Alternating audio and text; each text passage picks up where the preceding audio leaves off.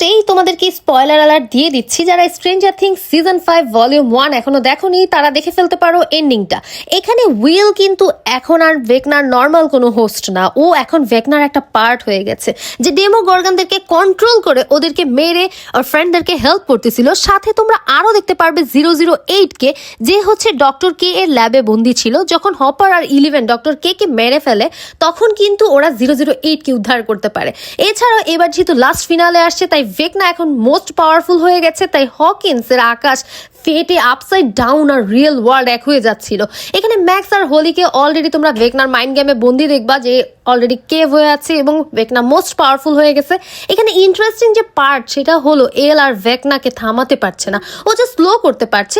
তাই will final ওয়ারে ভেকনাকে হারাতে এলের সাথে অ্যাড হয়ে ভলিউম 2-তে হবে ফাইনাল ব্যাটেল, যেখানে 11 উইল ভার্সেস ভেকনার আলটিমেট ফাইট দেখতে পারবে।